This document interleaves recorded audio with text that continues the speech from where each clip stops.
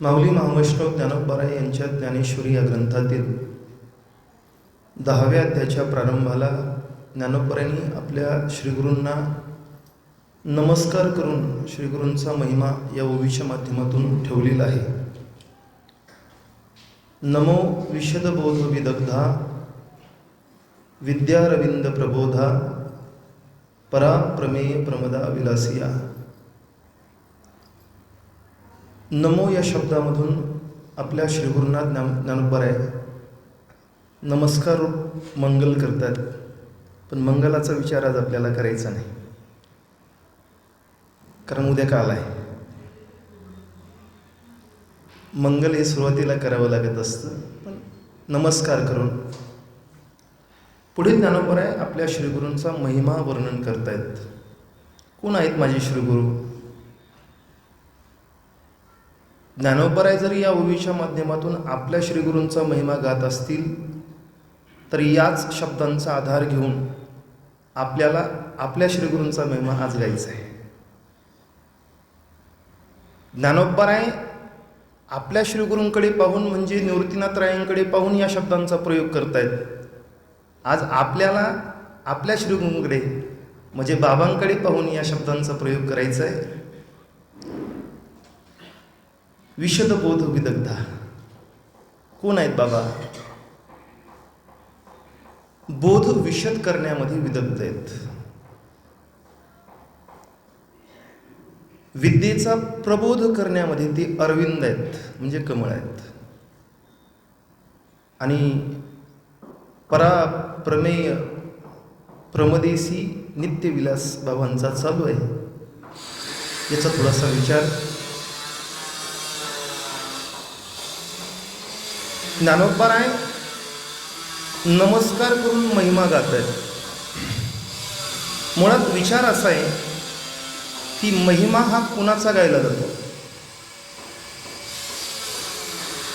महिमा गात असताना दोनच ठिकाणी महिमा गायला जातो. एक तर संतांचा महिमा गायला जातो किंवा देवाचा महिमा गायला जातो.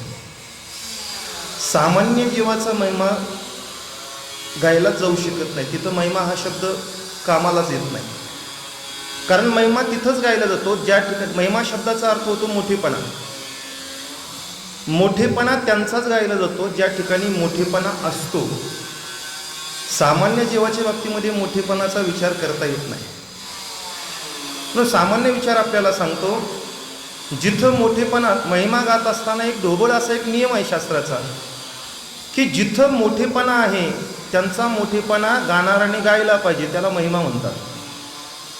जिथं मोठेपणा नाही त्याचा महिमा गायला जाऊ शकत नाही, त्याला महिमा म्हणताच येत नाही. त्याला जाहिरात असं म्हणा, आजच्या सोपी भाषेमध्ये त्याला ॲडव्हर्टाइजमेंट असं म्हणा. त्याचा महिमा नसतो, त्याची जाहिरात असते. महिमा हा ज्या ठिकाणी मोठेपणा आहे तिथं महिमा असतो. तुमचा आमचा सामान्य जीवाचा विचार केला, आपल्या ठिकाणी मोठेपणाच नाही. व्यवहारातली वस्तू किंवा व्यक्ती दोन्हींचाही विचार करा. आजकाल जिथं नाही तो मोठेपणा जास्त गायला जातो. नवे नवे हबप कमी पडतं, त्याच्या अगोदर बरंच काही लावलं जातं. एक हबप कमी पडतं, बरंच काही लावलं जातं. हा मोठेपणा नाही, ही जाहिरात आहे. हा मोठेपणा नसतो. जगद्गुरू तुकोबरायांच्या पाठीमागे किती बिरुदावले सांगा मला? एक जगद्गुरू, संपलं. ज्ञानोबरायांच्या पाठीमागे किती आहेत? मुक्त कैवल्य, कैवल्य साम्राज्य चक्रवर्ती, संपलं. जास्त काही नाही. आम्हाला पत्रिका कमी पडते. पण हा मोठेपणा नसतो, ही जाहिरात आहे. असलेला मोठेपणा व्यक्त केला जाऊ शकतो, नसलेला मोठेपणा व्यक्त कधी करता येत नाही. त्याला महिमा म्हणत नाहीत. संत महात्म्यांच्या जीवनामध्ये एकतर महिमा गायला जातो किंवा देवाचा महिमा गायला जातो. कारण परमात्म्याचा विचार केला तर परमात्मा सकळ गुण संपन्न असा असलेला परमात्मा आहे. सकळ गुण संपन्न एक भगवंताची जाण. एक परमात्मा सकळ गुण संपन्न आहे. दुसऱ्या जगतामध्ये सकळ गुणसंपन्न असं कोण नाही आहे.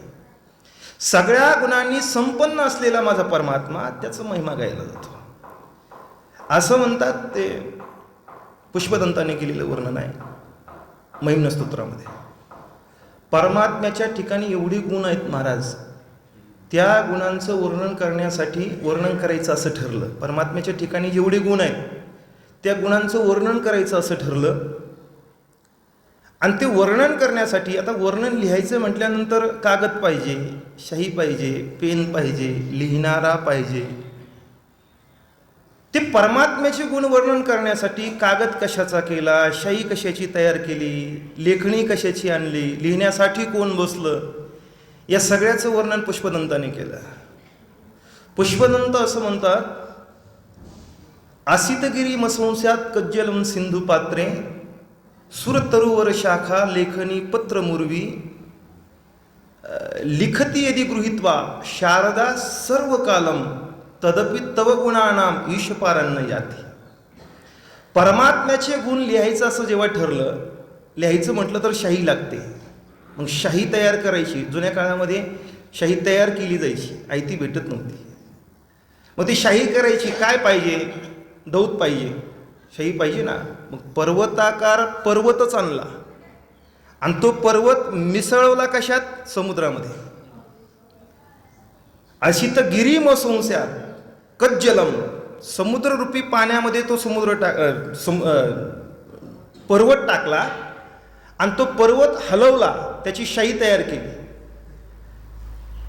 आणि लिहिण्यासाठी लेखणी पाहिजे. ती लेखणी कशाची आणली? म्हणे कल्पतरूची काडी मोडून आणली. सुरतरुवर शाखा, कल्पतरूची एक काडी मोडून आणली. आणि कागद केला कशाचा? पत्रम उर्वी. उर्वी शब्दाचा अर्थ तो पृथ्वी. पृथ्वीचा कागद तयार केला. समुद्राच्या पाण्यामध्ये पर्वत टाकून त्याची शाई तयार केली. ती शाई तिथं लिहिण्यासाठी आणली. लेखणी म्हणून कल्पतरूची शाखा आणली. आता लिहिणारा पाहिजे ना कुणीतरी. लिहिण्यासाठी कोण बसलं? शारदा. साक्षात बुद्धीची अधिष्ठात्री देवता श्री शारदा. ज्ञानोबराय वर्णन करतात, अभिनव वाग्विलासिनी जे चातुर्यार्थ कला कामिनी ते श्री शारदा विश्वमोहिनी नमिली मिया. जी बुद्धीची अधिष्ठात्री देवता आहे, जिच्या ठिकाणी अभिनव वाग्विलास आहे.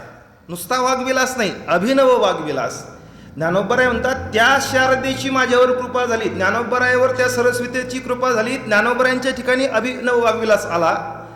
मग ज्यांच्यावर तिची कृपा झाली ते जर अभिनव वाग्विलास संपन्न असतील तर तिच्या ठिकाणी किती अभिनव वाग्विलास असेल. ती स्वतः सरस्वती शारदा स्वतः लिहिण्यासाठी बसली.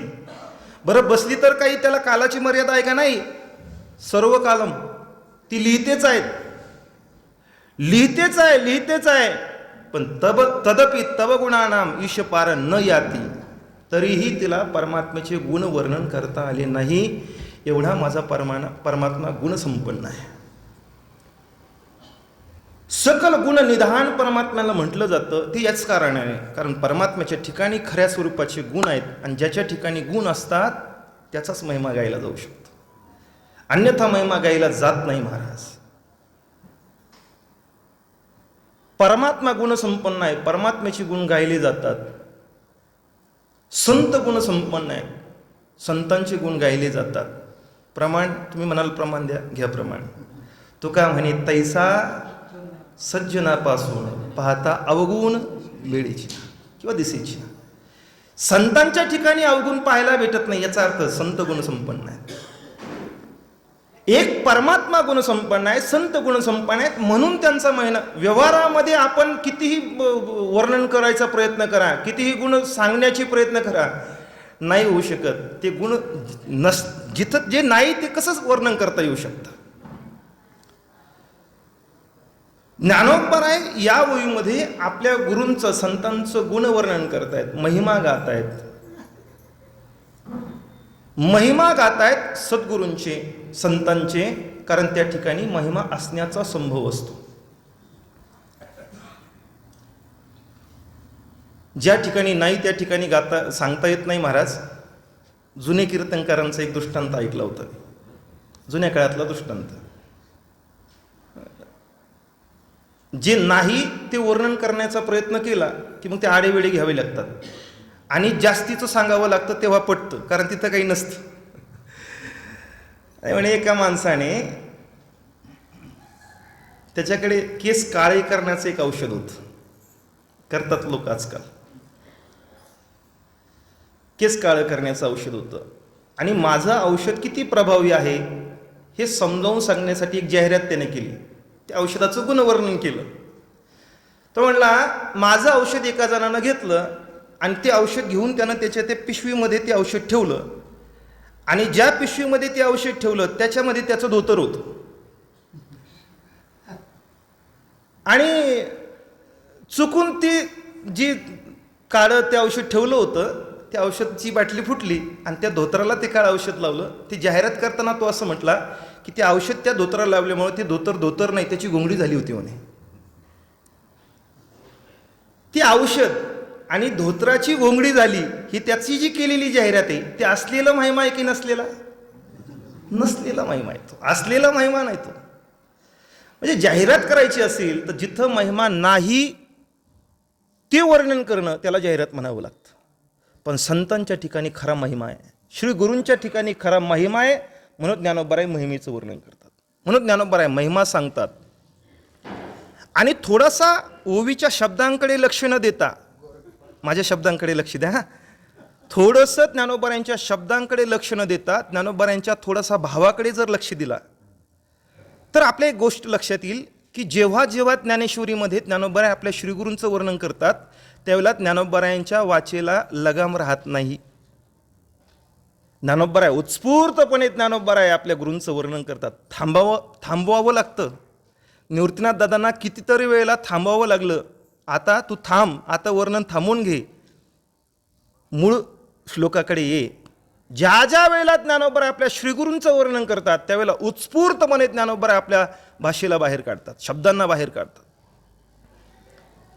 आपल्या भाषेला, आपल्या शब्दांना सैल सोडतात ज्ञानोबाराय जेव्हा गुरूंचं वर्णन करतात त्यावेळेला. ते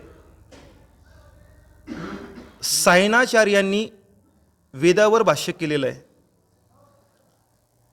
त्याच्यामध्ये सायणाचार्य असं म्हणतात की वेद जे बोलतो ते 3 भाषेमध्ये बोलतो. वेद समाधी भाषेमध्ये बोलतो 1, वेद लौकिकी भाषेमध्ये बोलतो 2 आणि वेद पारत्रिकी भाषेमध्ये बोलतो 3. एकतर तो समाधी भाषेमध्ये बोलतो, एकतर लौकिकी भाषेमध्ये बोलतो किंवा पारत्रिकी भाषेमध्ये बोलतो. हे वेदाचं सायणाचार्यांनी केलेलं टीका आहे त्याच्यावर. आपण थोडं ज्ञानेश्वरीकडे चला. ते वेदाचं सायणाचार्य बोलतात ते जाऊ द्या, पण ज्ञानेश्वरी हातात घ्या. ज्ञानोबाराय सुद्धा समाधी भाषेत बोलताना दिसतात, ज्ञानोबाराय लौकिकी भाषेत बोलताना दिसतात, ज्ञानेश्वरीमध्ये ज्ञानोबाराय पारत्रिकी भाषेमध्ये बोलताना दिसतात. अत्यंत जबाबदारीनं मी हा सिद्धांत आपल्यासमोर ठेवतो. जसा वेद समाधी भाषेमध्ये बोलतो तसं ज्ञानोबाराय सुद्धा समाधी भाषेमध्ये बोलताना आपल्याला दिसतात. जसं वेद लौकिकी भाषेमध्ये बोलतो तसं ज्ञानेश्वरी सुद्धा तुम्हाला लौकिकी भाषेमध्ये बोलताना दिसते. आणि वेद जसं पारत्रिकी परलौकिकी भाषा बोलतो तसं ज्ञानेश्वरी सुद्धा, म्हणजे ज्ञानेश्वरी सुद्धा वेदापेक्षा कमी आहे असं मानण्याचं काही कारण नाही. जी भाषा वेदाची आहे तीच भाषा ज्ञानेश्वरीची आहे, नवे नवे तीच भाषा ज्ञानोबारायांची. कशाला म्हणतात समाधी भाषा, कशाला म्हणतात, तो धावतो सांगतो फक्त, म्हणजे लक्षात येईल आपल्याला ज्ञानोबारायांच्या भाषेचा अधिकार काय. समाधी भाषेमध्ये जेव्हा बोलणाऱ्याच्या मुखातून शब्द बाहेर पडतो तेव्हा ती भाषा उत्स्फूर्त अशी भाषा असते. त्या भाषेमध्ये बोलणाऱ्याने स्वतःची परवानगी घेतलेली नसते. मी त्याची लक्षणं सांगतोय समाधी भाषेची. समाधी भाषेमध्ये बोलणारा व्यक्ती स्वतःची परवानगी न घेता बोलतो, त्याला समाधी भाषा म्हणावं लागतं. त्या बोलण्यामध्ये बोलणाऱ्याच्या मनामध्ये हे नसतं मी काय बोलतोय ते. त्या भाषेमध्ये बोलणाऱ्याला हेही माहिती नसतं मी ज्यांच्या समोर बोलतो त्यांनी माझं ऐकावं. त्या भाषेमध्ये बोलणाऱ्याच्या मनामध्ये, अंतःकरणामध्ये ही भावना नसते मी जे बोलतोय ते समोरच्याला समजतं का म्हणून, कारण ती उत्स्फूर्त असते. ती वक्त्याची परवानगीही न घेता बाहेर पडलेली भाषा, त्याला समाधी भाषा असं म्हटलं जातं. उत्स्फूर्त अशी भाषा असते. मी उदाहरण देतो म्हणजे आपल्या लक्षात येईल.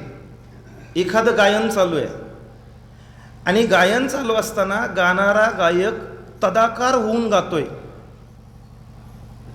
त्याला याचं भानही नाही आहे की मी काय गातोय ते.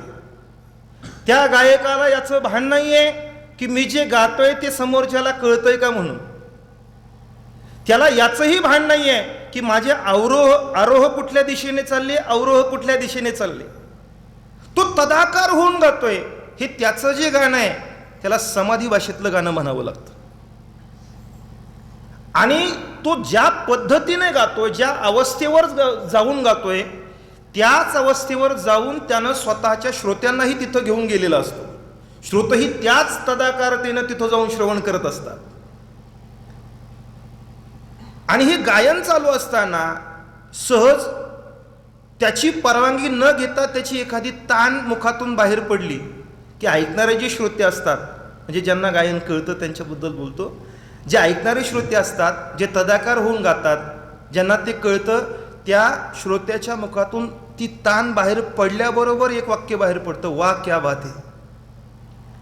हे जे वा क्या बात है याला समाधी भाषा म्हणतात. कारण क्या बात है हे म्हणत असताना जो ऐकणारा म्हणणारा असतो त्याच्या लक्षातही येत नाही माझ्या मुखातून काय बाहेर पडलं.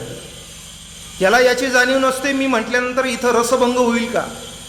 त्याला याची जाणीव नसते, त्याने ठरवून ते उच्चारलेलं नसतं. म्हणजे बऱ्याच वेळेला ठरवून उच्चारतात पण त्याला हे माहिती नसतं, ती समाधी भाषा नसते. त्याला हे कळतही नाही की मी काय म्हणतोय ते. ही समाधी भाषा असते. समाधी भाषेमध्ये मी जे बोलतोय ते त्याच्यामध्ये ती उत्स्फूर्त, ती आतून बाहेर पडलेली असते. एकदा अकबर बादशाह होता ना, अकबर बादशाहकडे नवरत्नांच्या पैकी एक रत्न होतं, तानसेन म्हणून. तो तानसेन ज्या वेळेला या अकबर बादशहाला गायन ऐकण्याची लहर यायची त्यावेळेला तो त्या तानसेनला गायला लावायचा. आता तानसेन गायचा एवढा मोठा गायक म्हणतात, तानसेन या गायकानं जर पट्टदीप राग गायला तर दिवे पेटायची असं म्हणतात.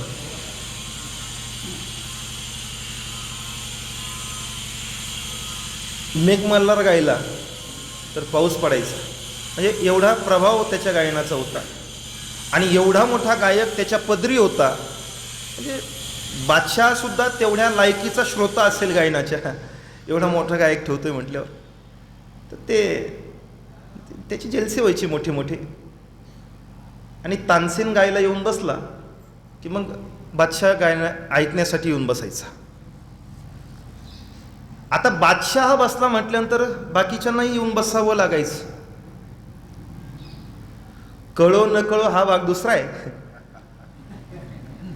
पण बादशाह तिथं येऊन बसलाय म्हटल्यानंतर त्यांना येऊन बसावं लागायचं.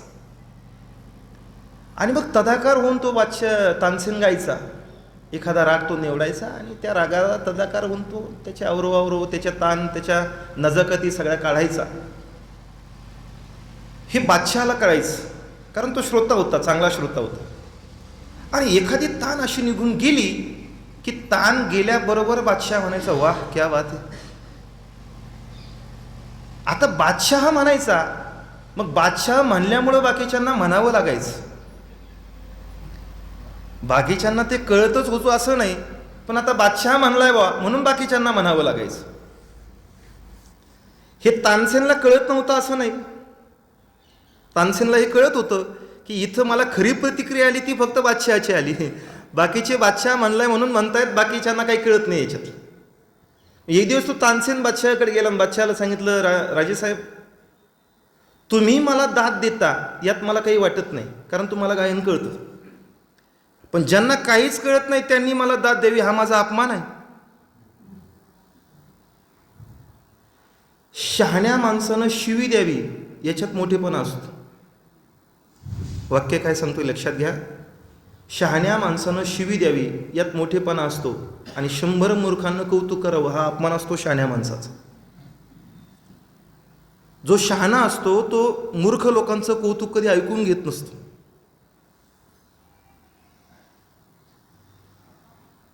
संस्थेमध्ये शिकत असताना परमपूज्य आदरणीय वैद्य बाबा शिव्या द्यायचे, पण बाबांच्या शिव्या खाव्यात म्हणून आम्ही पुढे जाऊन बसायचो. कारण ती शिवी म्हणजे आपल्याला मिळालेला आशीर्वाद असतो. मलाच टोपी नव्हती म्हणून हाणलं होतं एकदा. तो आशीर्वाद असतो आपल्यासाठी, त्यांनी केलेली ती कृपा असते. त्याने सांगितलं, राजेसाहेब तुम्ही मला दाद देता नवल नाही, पण ही मूर्ख लोक मला दाद देतात, माझा अपमान आहे तो, ते बंद करा, मला ते चालत नाही. आता बादशहाच्या पुढे मोठा प्रश्न पडला महाराज, कारण तुम्हाला कळत नाही हे म्हणणं म्हणजे त्यांचा अपमान आहे. आणि तुम्हाला ते सगळे साधी माणसं नव्हती, ते मोठे सरदार अधिकारी होते, ते सुद्धा त्यांना बाहेर काढायचं कसं.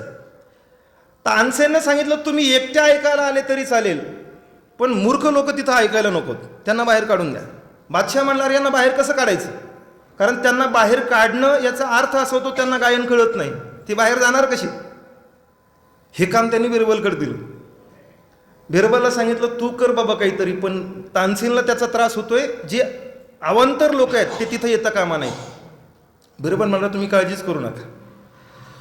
पुढचा जलसा ज्या वेळेला भरला त्यावेळेला गायन सुरू होण्याच्या अगोदर बिरबल उभा राहिला. सगळा दरबार भरलेला होता. बिरबल बाजूला उभा राहिला. बिरबलने सांगितलं हे पहा, आजचं जे गायन आहे ते विशेष स्वरूपाचं आहे, आणि ज्यांना गायनातलं कळत नाही किंवा आजचं जे गायन आहे त्याच्यामध्ये तानसेनजींचा असा आदेश आलेला आहे की आजच्या गायनामध्ये त्यांना कुठलीही अडचण, कुठलंही डिस्टर्ब चालणार नाही. त्यामुळे आज गायन चालू असताना कोणीही आपल्या मुखातून एक बरं शब्दही बाहेर काढायचा नाही. आणि लगेच त्या पूर्ण सभेमध्ये एक तलवारधारी माणूस, एक शिपाई एका श्रोत्याच्या पाठीमागे नेऊन उभा केला. तलवार हातामध्ये घेऊन एका श्रोत्याच्या मागे एक शिपाई असा उभा केला. आणि बिरबलानं सांगितलं कुणाच्या मुखातून शब्द जरी बाहेर पडला तर त्या क्षणी त्याची मान छाटली जाईल. कुणी काही जरी बोललं तरी त्याच्या मुखातून मान छाटली जाईल. काहीच बोलायचं नाही, वा म्हणायचं नाही, क्या बात, काही म्हणायचं नाही, लगेच मान छाटली जाईल. ज्यांना काहीच कळत नव्हतं ते म्हटले की आमची अडचणच नव्हती तशी, पण आम्हाला तसंही काही कळत नव्हतं, उगा बादशाह वा म्हणायचा म्हणून आम्हाला म्हणावं लागायचं, आम्हाला काय अडचण आहे त्याची, तलवार आणा नाही तर दुसरं काही आणा. गायन सुरू झालं. एक 15-20 मिनिट तानसेननं गायला सुरुवात केली आणि तदाकार झाले. सगळे शांततेमध्ये ऐकत होते. आणि तदाकार होऊन जेव्हा अशी घोड तान बाहेर पडली त्यावेळेला एवढ्या सगळ्या लोकांतून एक 5-50 लोकांच्या मुखातून वा क्या बाते बाहेर पडले. आणि जसं ते बाहेर पडलं, ज्यांना काही कळत नव्हतं ते म्हटले गेले आता हे. त्यांना सांगितलं होतं काही म्हणायचं नाही, आता गेले, मुंडके गेले यांची. आणि तिथंच ती मैफल बंद भरली, तिथं शांत झाली. लगेच बिरबल उभे राहिले. बिरबलानं सांगितलं ज्या 5-50 लोकांच्या मुखातून क्या बात हे बाहेर पडलं त्यांनी जिथं बसा, बाकीच्यांनी बाहेर व्हा. कारण मानेवर नंगी तलवार आहे आणि आता जर मुखातून बाहेर शब्द पडला तर आपली मान छाटली जाईल ही जाणीव असून सुद्धा मुखातून शब्द बाहेर पडतो, याला समाधी भाषा म्हणतात. ही उत्स्फूर्त प्रतिक्रिया असते, ती वक्त्याची परवानगी घेऊन बाहेर पडत नाही, कधी उत्स्फूर्ततेने बाहेर पडते, सहजतेने ती बाहेर पडते. बाहेर पडल्यानंतर कोणी ऐकावं याचं भान त्यांना नसतं. तसं संतांच्या मुखातून सुद्धा समाधी भाषा बाहेर पडते, ती उत्स्फूर्त भाषा असते. ज्ञानोबराय तुकोबराय जेव्हा पंढरपूरला जातात आणि पंढरनाथ परमात्म्याचं दर्शन घेतात, तेव्हा दर्शन घेत असताना पुढं परमात्म्याला पाहिल्याबरोबर आवडे हे रूप गोजिरे समोन पाहता लोचन सुखावले, ही उत्स्फूर्त प्रतिक्रिया आहे. ते बोलत असताना तुकोबराय काय घरून लेखणी घेऊन गेले नव्हते, तिथं गेल्यानंतर मला आवडे हे रूप अभंगले यायचं किंवा सुंदरते ध्यान म्हणत असताना ती पूर्वतयारी करून म्हटलेला तो अभंग नाही आहे, ती परमात्म्याला पाहिल्याबरोबर निघालेली भाषा आहे. ती उत्स्फूर्त प्रतिक्रिया परमात्म्याला पाहिल्याबरोबर, याला समाधी भाषा असं म्हणतात.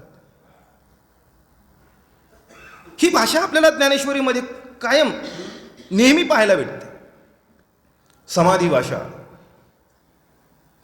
दुसरे लौकिकी भाषा.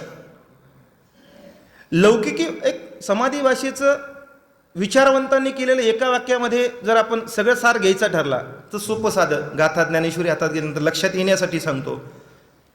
ज्या अभंगामध्ये दृष्टांत आलेले असतात ती लौकिकी भाषा असते, ज्या अभंगामध्ये दृष्टांत नसतात ती समाधी भाषा असते. सोपं त्याचं फक्त एक गणित सांगून जातो. ज्याच्यामध्ये दृष्टांत नसतात ती समाधी भाषा असते, आणि ज्याच्यामध्ये दृष्टांत आलेले असतात ती लौकिकी भाषेमध्ये लौकिकाला मी काय बोलतो हे कळावं त्याच्यासाठीच ती भाषा वापरलेली असते. मला जो अनुभव माझ्या जीवनामध्ये प्राप्त झाला हा अनुभव समाजालाही गेला पाहिजे आणि समाजही त्या अवस्थेला गेला पाहिजे याच्यासाठी जी भाषा वापरलेली असते ती लौकिकी भाषा असते. लौकिकासाठी ती असते, तळागाळातल्या समाजासाठी ती असते. परमात्म्याला पाहिल्यानंतर तुकोबरायांना जो अनुभव प्राप्त झाला तो अनुभव समाजाला भेटावा म्हणून जी भाषा असते. संत महात्म्यांचं मला दर्शन झालं, संतांची प्राप्ती मला झाली, आणि संतांची प्राप्ती झाल्यानंतर ते संत कशी असतात हे जगाला कळालं पाहिजे म्हणून ज्या भाषेमध्ये त्या संतांचं वर्णन केलेलं असतं ती भाषा लौकिकी भाषा असते. त्याच्यामध्ये दृष्टांत दिले असतात. चंदनाची हात पायही चंदन, परिसा नाही ही न कवणे अंग. ही भाषा काय? ही लौकिकी भाषा आहे. ज्ञानेश्वरीमध्ये जिथं जिथं ज्ञानोबरायांनी दृष्टांताची योजना केलेली आहे ती सगळी ज्ञानोबरायांची लौकिकी भाषा आहे.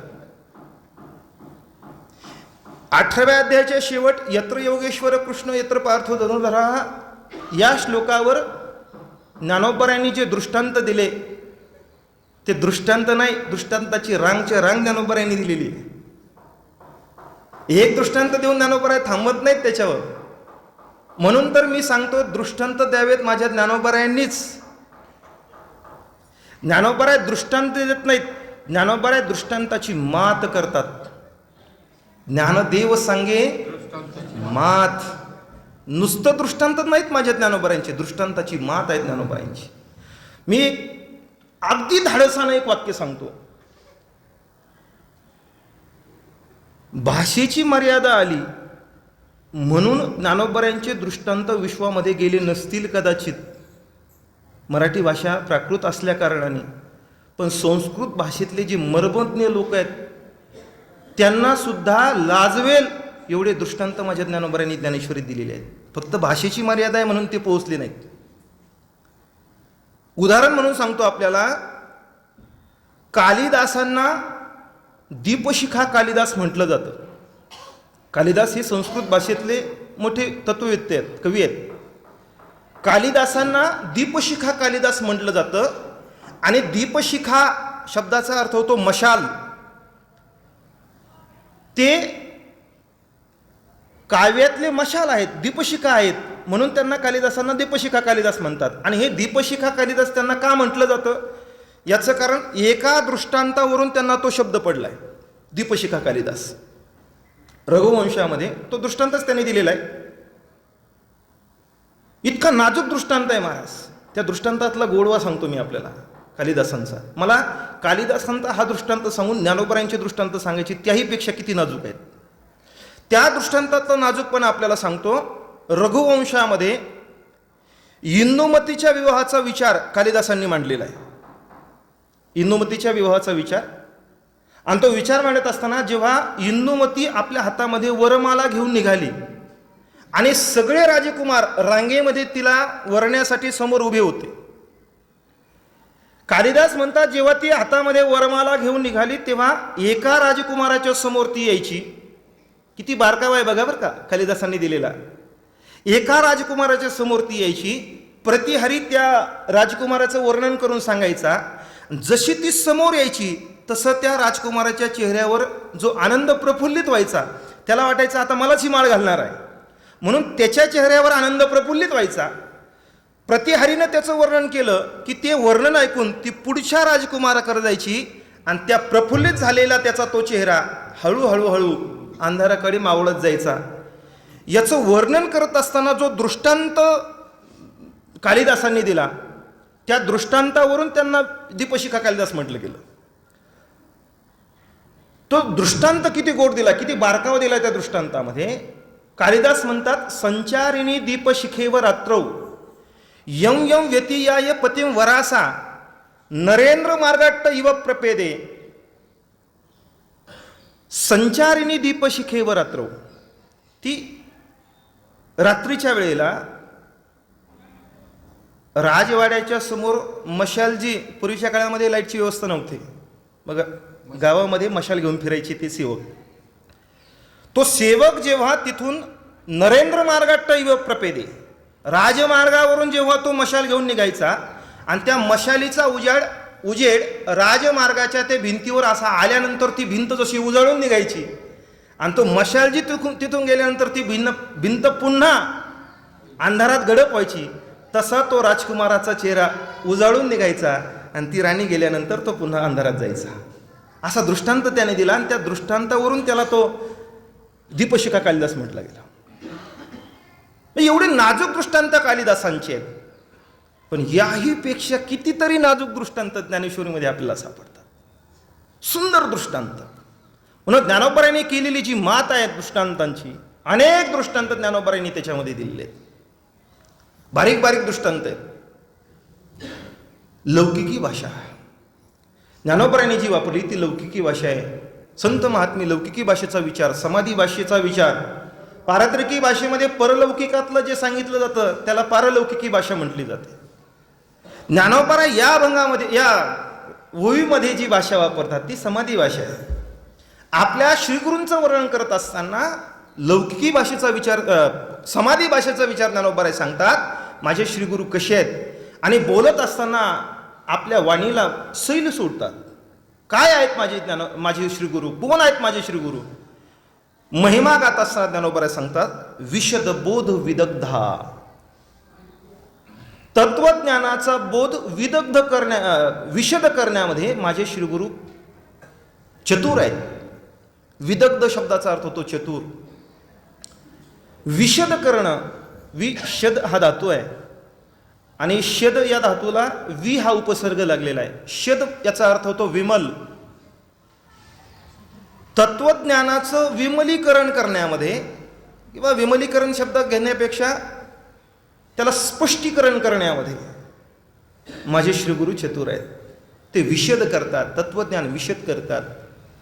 संत महात्मे जेव्हा बोधाचं विशदीकरण करतात ते दोन अंगानं करत असतात. एक, संत महात्मे बोधाचं विशदीकरण कृतीतून करतात किंवा संत महात्मे बोधाचं विशदीकरण शब्दातून करत असतात. दोन मार्गाने संत महात्मे विशदीकरण करत असतात. मी धावतो सांगतो, वेळ माझी संपत आलेली आहे. खरं तर ओव्यांचा विचार 1 तासात कसा संपणार आहे. विशद करण्यामध्ये चतुर आहेत माझे श्रीगुरू. विशद स्पष्टीकरण, बोध विशद करण्यामध्ये दोन पद्धतीनं संत महात्मे करतात. एकतर कृतीमधून करतात किंवा एकतर शब्दांच्या मधून करतात. कृतीमधून कधी करतात? जेव्हा शब्द काम करत नाही तेव्हा कृती काम करत असते. बऱ्याच वेळेला असं होतं, ग्रहण करण्याचा जेव्हा शब्द ग्रहण होत नाही, कारण शब्दाचा संबंध बुद्धीशी असतो आणि ज्यांचा साधारणतः 3रा मजला खाली आहे, लक्षात येते का? शक्यतो ज्यांचा 3रा मजला खाली आहे तिथं शब्द काम करत नाही. मग ज्या वेळेला शब्द काम करत नाही त्यावेळेला संत महात्मे कृतीतून करून दाखवत असतात. कृतीने ते समजावून सांगत असतात. बऱ्याच वेळेला असं होतं, कृती काम करते, शब्द काम करत नाही महाराज. आणि संत महात्मे दोनही मार्गाने, ज्याचा अधिकार तैसा करू उपदेश. जर शब्द ग्रहण करण्याचा अधिकार असेल तर संत महात्मे शब्दाने तिथं काम करतात. पण जर शब्द ग्रहण होत नसेल तर संत महात्मे शब्दाने नाही, कृतीने करून दाखवतात. कारण ज्याची बुद्धी काम करत नाही त्याला करून दाखवावं लागतं, तेव्हा तो करतो. तो मला करून दाखवा, मला सांगितलेलं कळत नाही, मग त्याला ते करून दाखवावं लागतं. तैसे संत जगी क्रिया करून दाविती अंगी. संत महात्मे क्रिया करून समाजाला दाखवतात. याचं कारण बऱ्याच वेळेला काही समाज असा असतो तो शब्दाने त्याला कळत नाही, क्रिया करून दाखवावं लागतं.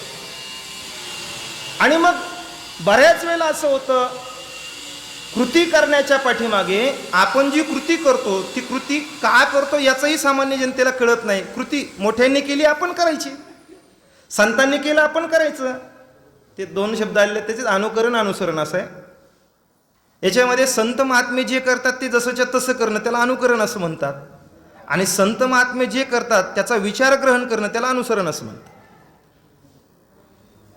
मग मोठ्यांनी जसं केलं तसं करायचं, पाठीमागे जास्त विचार ग्रहण करत बसायचं नाही. त्याच्यामागे काय संतांचा हेतू होता तोही विचारात घ्यायचा नाही. जसं केलं तसं, ती कृती जशीच्या तशी करणं. महालक्ष्मी येतात आपल्याकडे, महालक्ष्मी येतात ना. गणपती आले की पाठीमागून लगेच गौरी येतात. 3 दिवस असतात म्हणतात त्या. आता जास्त काही मला त्याच्यातलं शास्त्र माहीत नाही. पहिल्या दिवशी येतात, दुसऱ्या दिवशी, तिसऱ्या दिवशी म्हणजे जेवण्यासाठीच येतात. काय करणारच, पहिल्या दिवशी येतात, दुसऱ्या दिवशी आणि तिसऱ्या दिवशी जातातही. ती धावपळ खूप असते बघा त्याची. पहिल्या दिवशी रांगोळी काढा, ते सगळं सजवा, मग ते तोंड कुठं करायची, साडी कशी नेसायची पहिल्या दिवशी. आणि दुसऱ्या दिवशी महाराज पहाटेच आमच्या काय काय धावपळ पहा तुम्ही, किती धावपळ असते यांची. 4ला उठा, 16 भाज्या करा, 16 चटण्या करा, 16 कोशिंबीर करा. बरं ते तिथं बसत नाही, एका ताटात ते बसत नाही माऊली. धावपळ खूप असते. मुद्दा मला काय सांगायचा आहे, त्यांना जो नैवेद्य दाखवला जातो तो नैवेद्य खात नाहीत असं म्हणतात बायका. बरोबर आहे का? खात नाही म्हणतात. मला माहीत नाही का खात नाही. मग मी एकदा विचारलं का हो, म्हटलं गणपतीला दाखवलेला नैवेद्य चालतो, भगवान श्रीकृष्ण परमात्म्याला दाखवलेला नैवेद्य चालतो, पांडुरंगाला नैवेद्य दाखवलेला चालतो, मग हिचंच महालक्ष्मीचंच का चालत नाही, का खात नाही? ते म्हटलं काही माहीत नाही महाराज, आमची सासू खात नव्हते, मी खात नाही. आमच्या सासूबाई ते खात नव्हते, मी खात नाही. शास्त्र माहीत नाही, का करायचं हेही माहीत नाही. मग सुदैवानं म्हणजे सासूच्या सुदैवानं, तिच्या दुर्दैवानं सासू जिवंत असते. मग ते सासूला जाऊन मी विचारलं का हो, तुम्ही खात नाही म्हणून सुनबाई नैवेद्य खात नाही, तुम्ही का खात नाही? ते म्हणजे मला माहित नाही, आमची सासूबाई खात नव्हती. मुद्दा काय, परंपरेनं आलेली क्रिया ही कुणीतरी केली म्हणून आपण करायची, याला अंधभक्तीकडे घेऊन जाणारा मार्ग आहे. ती कृती उगीच चालू असते. संत महात्मे आम्हाला विचारानं कृती देतात. अंधकृती आपल्याला संत महात्मे देत नाहीत. संत महात्मे कृती देतात ती विचारानं कृती देतात, कृतीने शिकवतात आणि विचारासही अनुभवे आले अंगा ते या जगा देतस. स्वतः अनुभव घेऊन संत महात्मे ते आपल्याला देत असतात. संत महात्मे बोधाचं विशदीकरण करतात, कृतीतून करतात, ते विचारानं करतात. आणि दुसरं संत महात्मे बोधाचं विशदीकरण करतात, ते शब्दाच्या माध्यमातून करतात. शब्द संत महात्मे देतात, ज्याचा अधिकार शब्द ग्रहण करण्याचा आहे, ते शब्दाच्या माध्यमातून देतात. पण ते बोधाचं विशदीकरण करत असताना संत महात्मे जेव्हा शब्द हे माध्यम वापरतात, तेव्हा ते विशदीकरण लांबलचक असावं असा नियम ज्ञानोबरांनी तर ठेवलेला नाही ज्ञानेश्वरीमध्ये. इतर मला माहीत नाही साहित्याच्या अंगाने काय जात असेल, पण ज्ञानोबरांनी मात्र तो नियम इथं लागू केला नाही. विशदीकरणच आहे, स्पष्टीकरण आहे, पण शब्दाची मर्यादा घालून दिली बऱ्याच वेळेला. तुम्ही पाहना महाराज, एका श्लोकावर कधी कधी एकच ओवी आलेली. विशदीकरण म्हटलं ते लांबलचक पाहिजे ना, पानाच्या पानं भरलेली पाहिजेत ना. नाही, 3.5 पद आहेत फक्त 3.5 पदामध्ये एका श्लोकाचा भाव ओतलाय ज्ञानोबारांनी बऱ्याच वेळेला.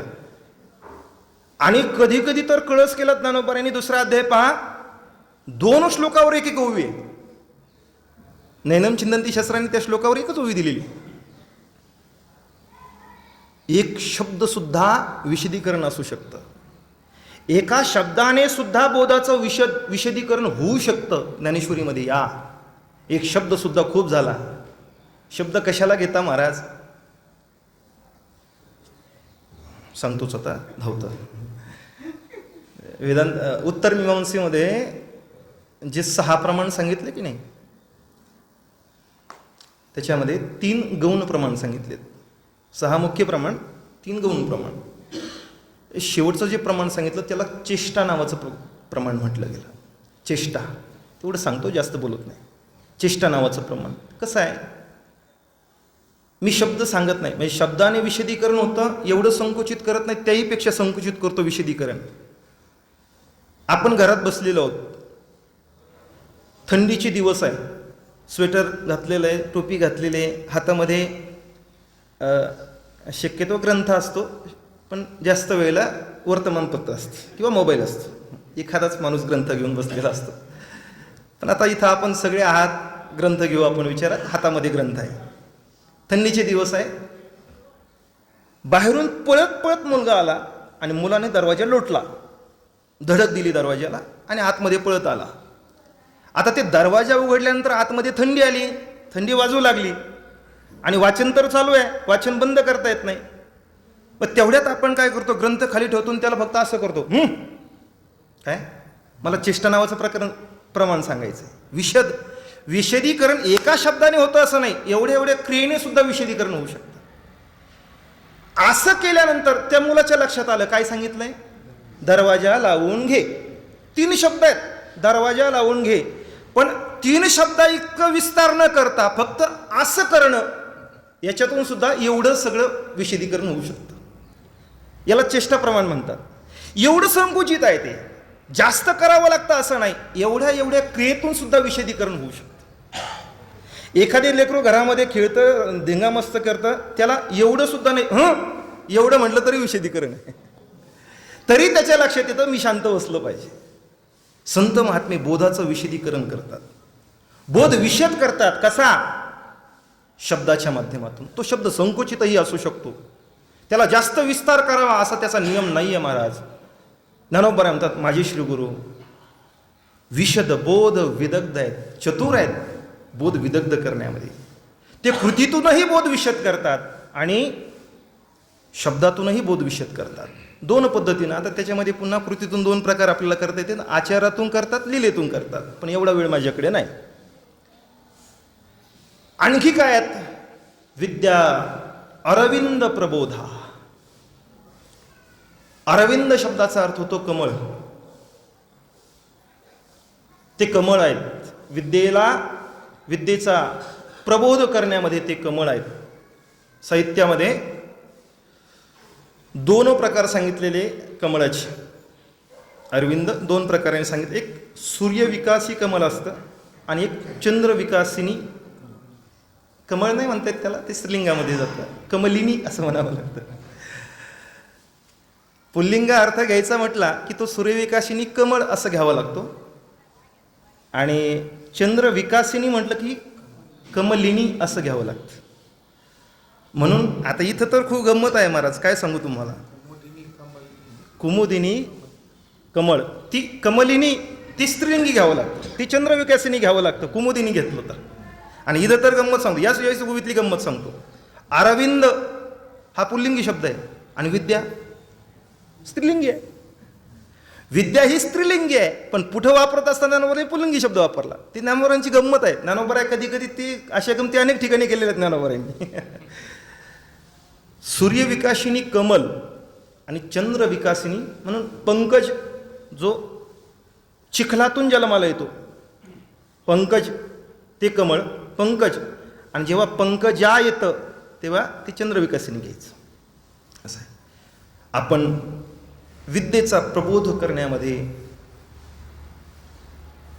अरविंद आहात, कमळ आहात. आणि परावाणीला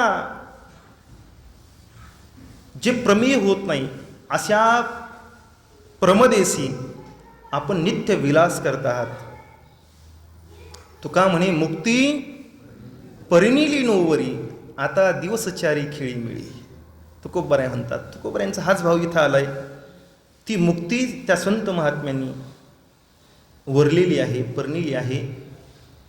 ज्ञानोबराय आपल्या श्रीगुरूंचं वर्णन करत असताना धावतच घेतले, पुढचे सगळे शब्द विस्तार केला नाही, पण घ्यावे लागतात म्हणून घेतले. हे घेतलंच पाहिजे, ते थांबून चालत नाही. 1-2 शब्दावर सोडून चालत नाही महाराज. पंढरपूरला एकदा कोणती तरी जोशी महाराज होते, त्यांची भागवत कथा चालू होती माऊली. आणि कथा सांगत असताना ज्यावेळेला परमात्म्याला उखळाला बांधलं, तिथं कथा आली. यशोदा मातेनं उखळाला बांधलं आणि तिथं कथा आली आणि वेळ झाली कथेची, म्हणून त्यांनी कथा सोडून दिली, थांबवली. त्यांनी कथा थांबवली, घरी गेले. एक आजी काठीच घेऊन आल्या त्यांच्या घरी. संध्याकाळच्या ते जेवायला बसले होते, काठी हातात घेतली. कुठे म्हणे ते जोशीबा, माझ्या कृष्णाला उखळाला बांधलं आणि तसंच ठेवलं म्हणे, काठी घेऊन मारतेच म्हणे. आता त्या जोशीबांनी त्यांना समोर बसवलं आणि ती कथा पूर्ण केली, भगवंताला त्या उखळातून सोडलं. म्हणून मला आपलं तेवढं एका शब्दावर न बांधता मी शेवटपर्यंत करून घेतलं. वेळ संपलेली आहे. ज्ञानोबरायांनी आपल्या श्रीगुरूंना महिमा गात असताना अनेक विशेषणांनी श्रीगुरूंचं वर्णन केलं. आता मी प्रस्तावनेत सांगितलं की ज्ञानोबरायांनी त्यांच्या श्रीगुरूंकडे पाहून वर्णन केलं आपल्या सर्वांचे श्रीगुरू वैकुंठवासी सद्गुरू बंसी बाबा तांबे. मला असं वाटतं ही सगळी उभी आहे तशी बाबांच्या बाबतीमध्ये लागू पडते. कोण होते बाबा? विशद बोध विदग्ध होते. बोधाचं विशदीकरण करण्यामध्ये ते विदग्ध होते. आपल्या सगळ्यांना त्यांनी बोध प्राप्त करून दिला. ते विदग्ध चतुर होते त्याच्यामध्ये बोध देण्यामध्ये. विद्या अरविंद प्रबोधा ते कमळ होते. विद्या आपल्याला देण्यामध्ये ते कमळ होते. हा झाला भूतकाळ. आता वर्तमान काळ. परा प्रमेय प्रमदा विलासिया. आता सध्या काय करतायत? त्या प्रमदेशी ती नित्य विलास करतायत. 29वा पुण्यस्मरण सोहळा आणि त्या सोहळ्याच्या निमित्तानं या ठिकाणी सर्व ज्ञानेश्वर संस्थान कमिटीच्या वतीनं आम्हाला या ठिकाणी बाबांची सेवा करण्याचा योग प्राप्त झाला. खरं तर या ठिकाणी बोलणं म्हणजे बाबांच्या समोर तर बोलणं आहेच, पण ज्या ठिकाणी ज्ञानोबाराय बसलेत, ज्या ठिकाणी ज्ञानोबारायांचे पदस्पर्श झालेत महाराज, त्या ठिकाणी बोलणं म्हणजे खूप अवघड असतं.